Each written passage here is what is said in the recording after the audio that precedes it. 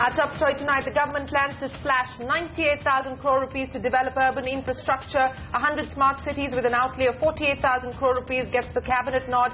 Another 50,000 crore rupees will be deployed to build infrastructure in 500 cities under the Atal mission for rejuvenation and urban transformation.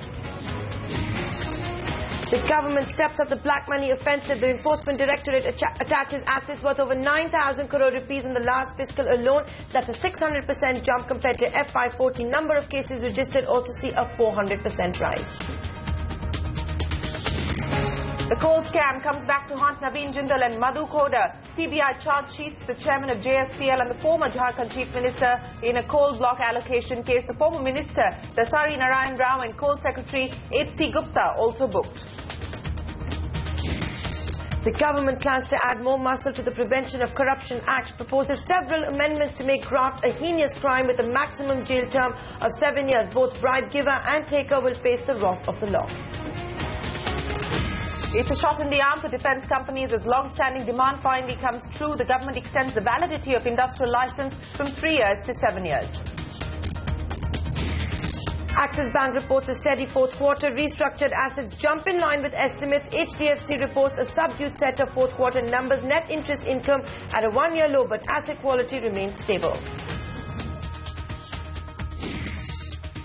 I think the MAT tax issue, even though you may isolate sort of Singapore, Mauritius out as having the tax treaties, there still is a substantial amount of investment which comes into India from the US and Europe and other markets.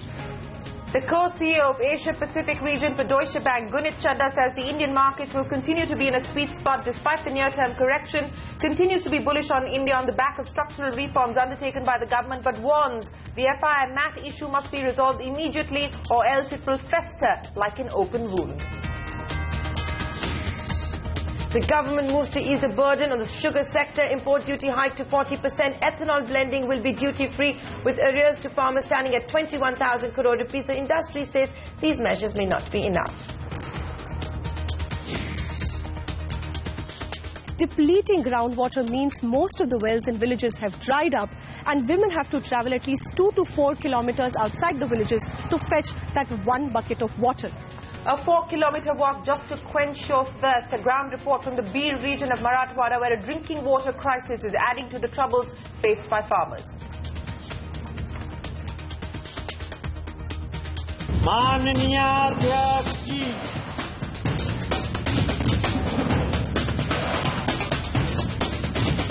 साथ के हरियाणा के कृषि मंत्री कहते हैं कि जो किसान आत्महत्या करता है वो कायर होता है।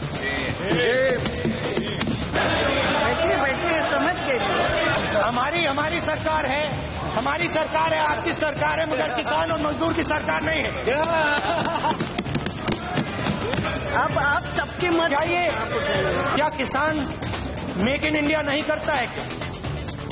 जो किसान गेहूं देता है हिंदुस्तान को, वो क्या मेक इन इंडिया नहीं है? क्या वो कुछ और है? नहीं होता है। क्या हो रहा है?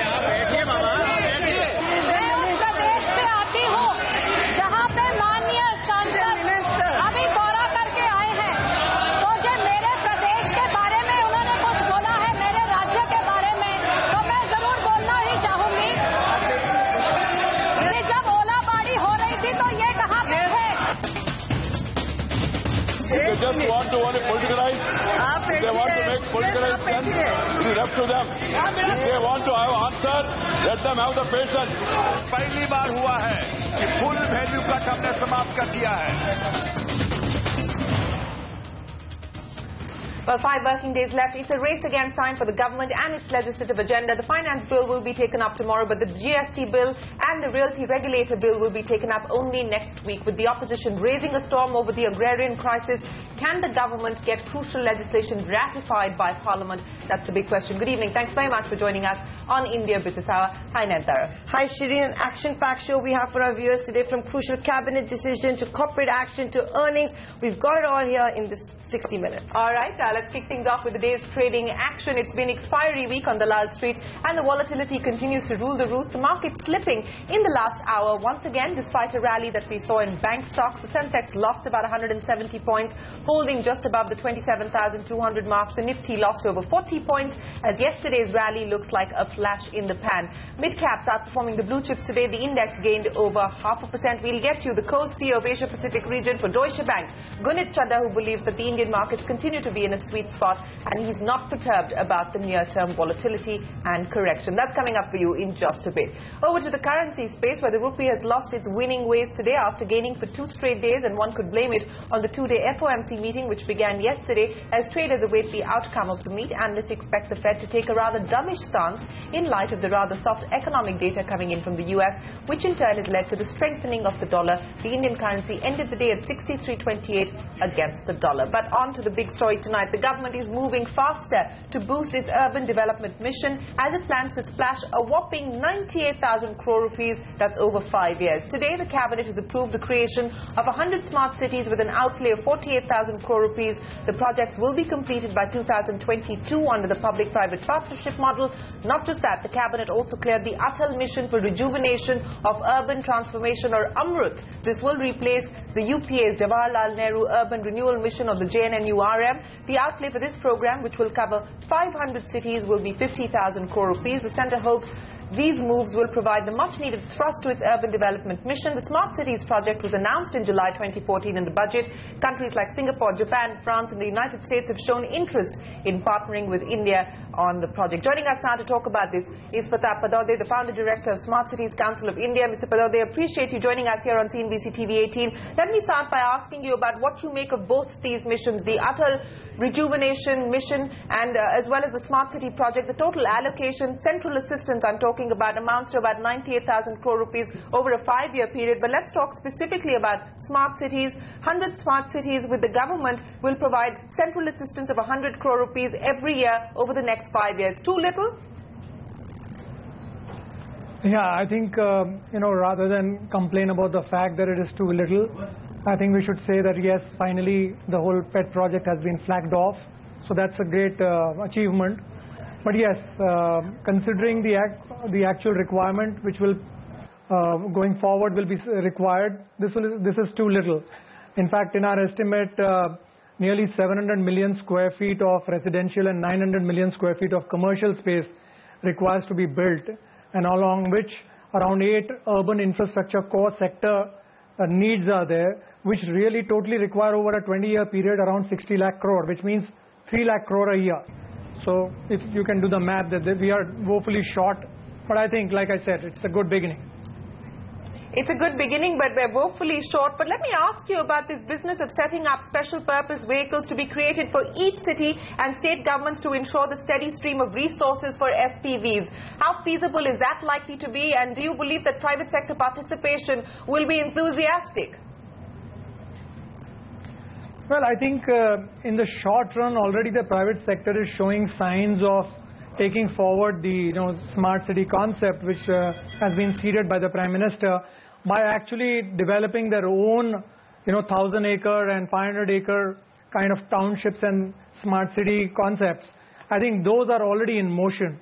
So really speaking, what we are going to see in the short run, which is probably in the next 3 to 5 years, a whole lot of such projects coming up parallel, which will actually give an indication that there is an opportunity for doing a public-private partnership, provided the government can move forward in actually But why do you feel land. confident about that? Why do you feel confident about that? Land, of course, is a separate issue. We've got the private sector currently dealing with broken balance sheets. We're seeing the private sector withdraw from public-private partnerships, whether it's the road sector or any of the other infrastructure sectors. Why do you feel confident that we will perhaps see the private sector participate as far as these two missions are concerned?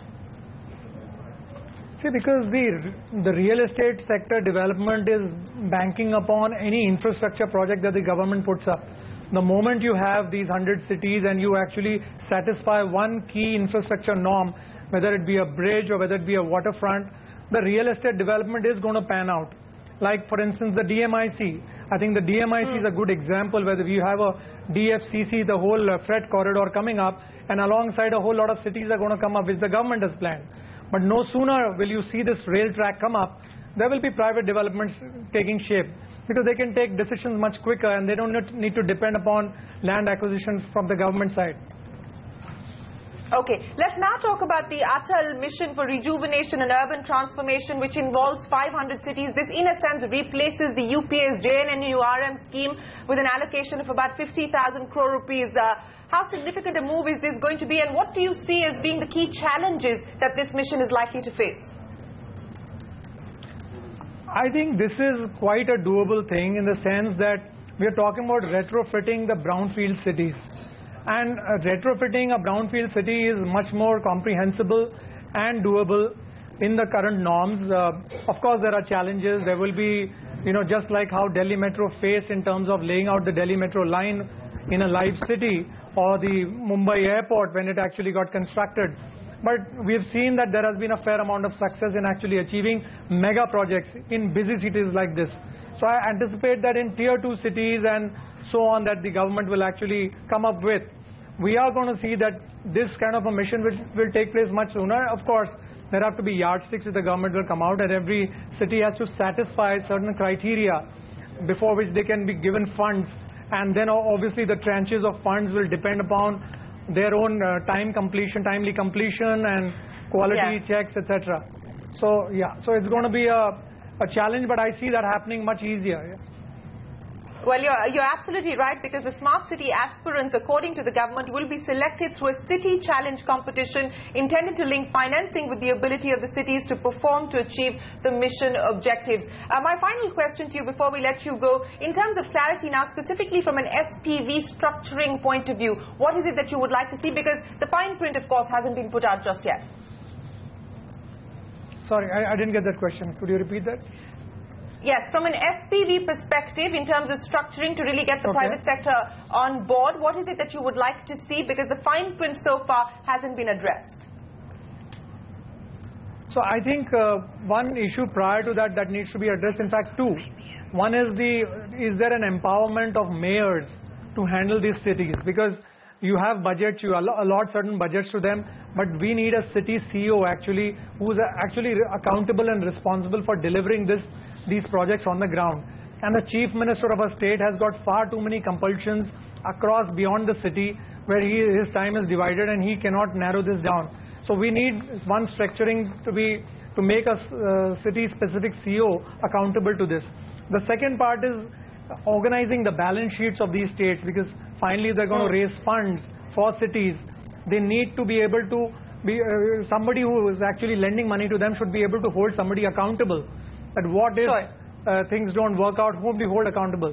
So these two challenges need to be met, before which the SPVs would, because the SPVs are going to get otherwise stonewalled by these two real challenges which will come up.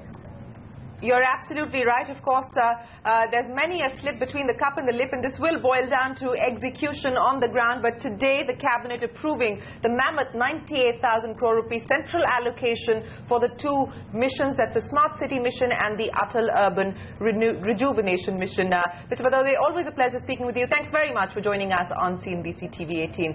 Let's talk about the other big story tonight, Nandara. Well, the CBI has filed a charge sheet against Naveen Jindal, the chairman of Jindal Steel and Power, and the former chief minister of Jharkhand, Madhu Koda, along with 13 others in the Jharkhand coal block allocation case. Former Minister of State for Coal, Dasari Narayan Rao, along with former Coal Secretary H.C. Gupta, have also been named in that charge sheet. The CBI has accused them of criminal conspiracy and cheating under the Prevention of Money Laundering Act. Anshu Sharma now joining us with those details. Anshu, the special court is going to be taking up that FIR tomorrow. Take us to the background of the case and the details of the charge sheet. That's right. The CBI has filed a charge sheet in the FIR which was filed for the coal block which was allocated to JSPL, which is called Amarkonda, which is located in Jharkhand. The CBI has filed this charge sheet against 5 companies and 10 people, which includes chairman of JSPL, which is Naveen Jindal, former Jharkhand Chief Minister Madhu Koda, and former Minister of State Coal Darsani Narayan Rao, who was Minister for Coal at that point in time, along with ex-coal secchi H.C. Gupta. The accused have been charge sheeted for alleged offences in criminal conspiracy, cheating and under provisions of Corruption Act. Special CBI court will consider these charges tomorrow. Remember, 2 FIRs were filed against JSPL, one for Gare Palma 4x1, where the bids were rejected, recently held coal block auction, and the second one is Amarkonda, where the charge sheet has been filed. There's in the new Coal Mines Act, the provision is that any prior allottee who is convicted for an offence relating to coal block or allocation and sentenced with imprisonment for more than 3 years shall not be eligible to participate in the auction. So as of now, there's no impact on the company till they are proven guilty or given sentencing for imprisonment. Meanwhile, the company has issued a statement where it has denied all allegations made against the company and its management, and has said that appropriate legal remedy will be taken by the company. Back to you. Thanks, Anshu, for joining us with that, and she'll be back on India Business Hour tomorrow with what happens in that special court. Meanwhile, the government has stepped up its offensive against black money. The Enforcement Directorate has attached assets worth over 9,000 crore rupees in the last fiscal. That's a 400% jump when compared to FY14. That's not all. There's also been a whopping 500% jump in the number of criminal FIRs. A total of 173 charge sheets have been filed in FY15. There's been a 600% jump in the number of people arrested on charges of money laundering or similar crimes. A report submitted by the agency to the SIT on black money and the Finance Ministry has thrown up all of these mind-boggling figures. Well, staying with that, not black money but corruption, the government has paved the way to refurbish India's anti-corruption law by not just making the punishments more severe, but by expanding the scope of both the people who can be tried and the kinds of actions that define corruption. Arundhati Ramanan gets you that story. हमारा mission है skill India. पहले भारत की पहचान थी scam India. Barely 12 days after his controversial statement in Toronto, the Modi's government has moved to arm itself with a meaner stick by clearing amendments that will be moved to the Prevention of Corruption Act. These amendments provide a wider definition of what constitutes corruption, allow for stricter punishments, and are aimed at faster disposal of corruption cases by the judiciary. One of the key changes proposed relates to punishment for acts of corruption. Cabinet has proposed increasing the maximum prison sentence to between 5 and 7 years from the current 6 months to 3 years. This moves the classification of corruption into the heinous crime category. The scope of the law is also being widened.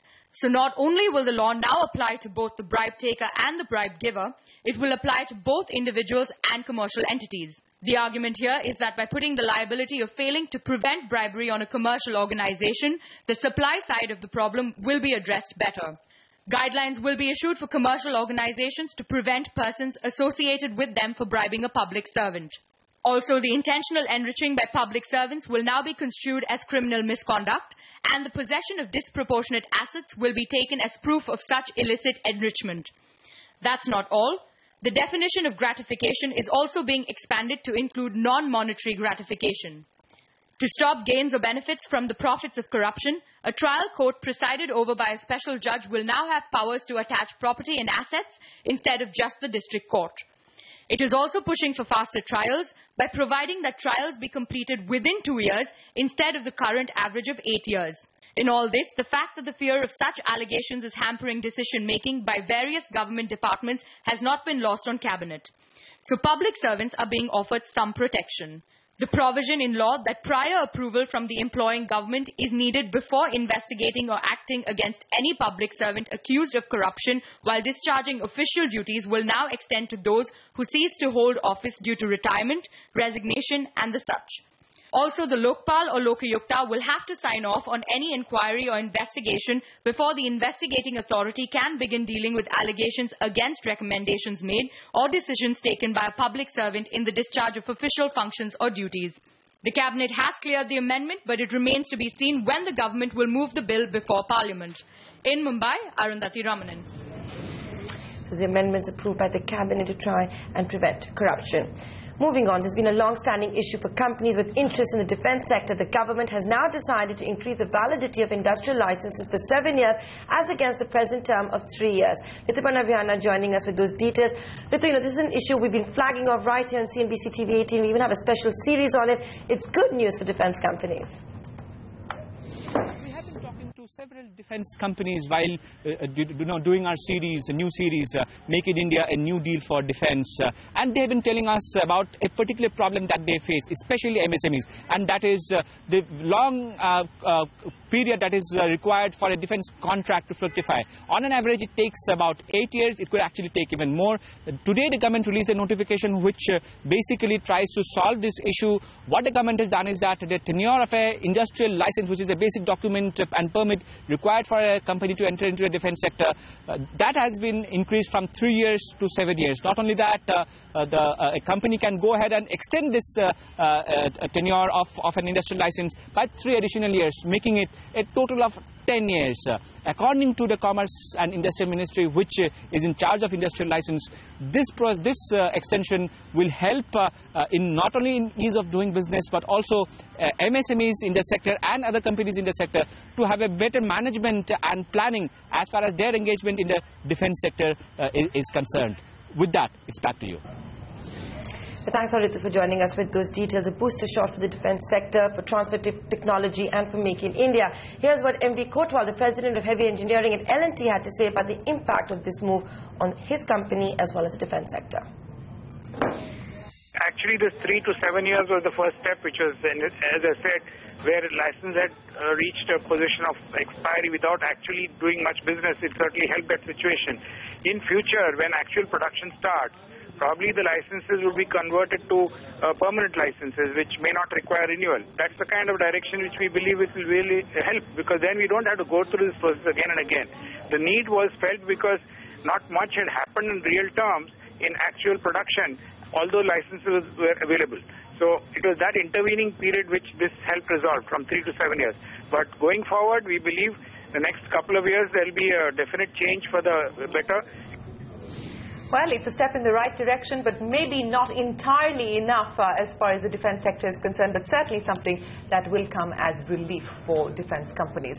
Now, the opposition parties may not be impressed with the government, but the co-CEO of Deutsche Bank's Asia-Pacific region, Gunit Chadha, believes the fact that India has seen some crucial structural reforms being brought in by the government has put the country in a sweet spot, especially since global recovery remains fragile. But what can turn out to be a party pooper for India is the contentious issue of MAT. Chadha says it's crucial that the government address the MAT issue immediately, or else it will fester like an open wound. I caught up with him earlier today. Let's take a look at what he has to say. Overall, macros globally are challenging from a growth standpoint. Then you put the relativity of what did India do to the rest, right?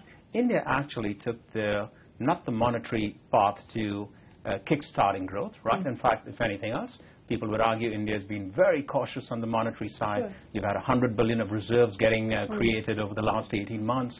You've stabilized the FX. You've got current accounts deficits which have contracted significantly. But in the bargain, India did a lot of the structural reforms even around itself rather than use the monetary lever.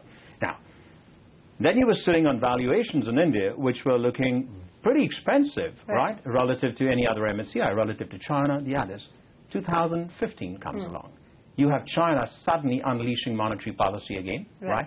Off a base of much lower valuations and liberalizing and attracting foreign capital. And you saw what happened to the Shanghai index, and you saw what happened to Hong Kong, right? I mean, they're off a flyer this year.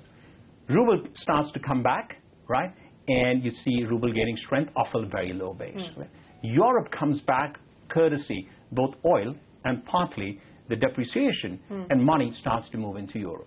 So tactically, India, which was, you could argue, overweight most investors and looking expensive at 17, 18 times earnings, and the fact that monetary policy lever had yet not fully kicked in, I don't think it's a surprise.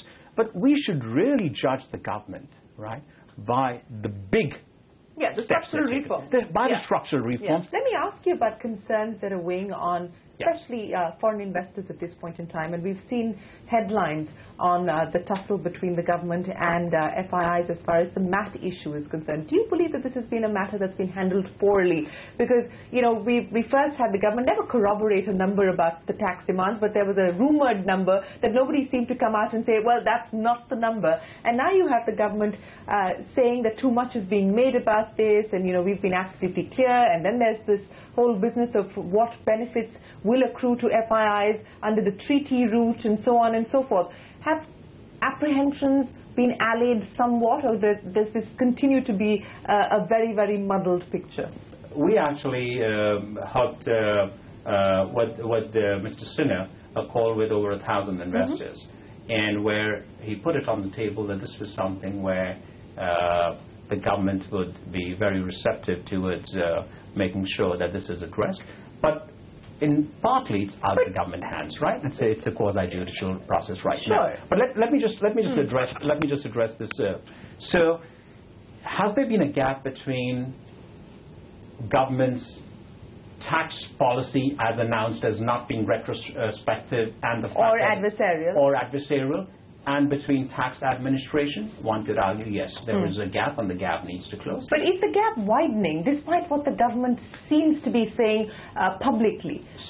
Through action, are you actually seeing the gap widening? You've had the cane issue come up once again, you know, and the government keeps going back to say that these are legacy issues. But if you don't deal with the past, how are you going to be able to address the present? So I think these issues have to be dealt with. I think the MAT tax issue, even though you may isolate sort of Singapore, Mauritius out as having the tax treaties, there still is a substantial amount of investment which comes into India from the US and Europe and other markets.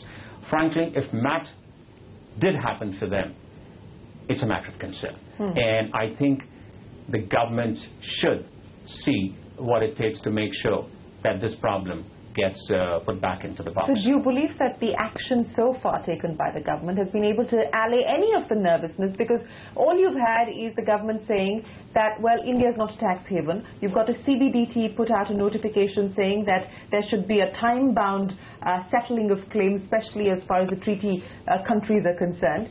Has this been able to allay any of the nervousness? Certainly it has allayed some of the concerns coming from those countries, and, you know, a substantial portion of the flows do come in from the countries. But as a broader point, it's an open wound, and I think it's something which can't stay open for too long. And I would hope that the government, over a very short timeline of the next sort of 30 days to 90 days, does address this issue, especially in an environment where there's been some history of concern on this very element.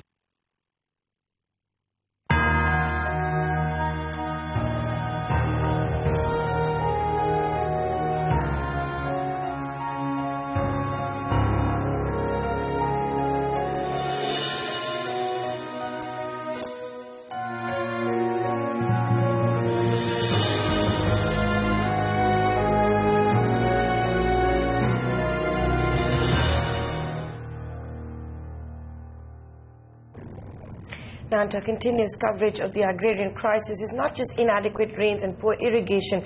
Villages from Marathwada region of Maharashtra have another menace, the drinking water crisis. As part of our ongoing series, What's Ailing Rural India, CNBC TV 18's Archana Shukla travels to the Beed district of Maharashtra to understand the struggle people have to go through on a daily basis to just drink water. Failed crops because of deficient monsoon and poor irrigation facilities have pushed farmers in Marathwada region to an edge. However, what is becoming a bigger crisis is the day-to-day struggle that villagers, especially women, face as far as availability of drinking water is concerned. लांबून आणतो पाणी किती लांबून आणतात 2 kilometre ते काय ते वाटावर हे आहे का पूल त्या पुलापाशी आड आहे तिथून आणतो तिथं टँकर वरती आणि ते टँकरचं पाणी भरून आणतो. We are standing here in this village called Kolarbadi, at least 150 kilometers from Aurangabad in district Beed.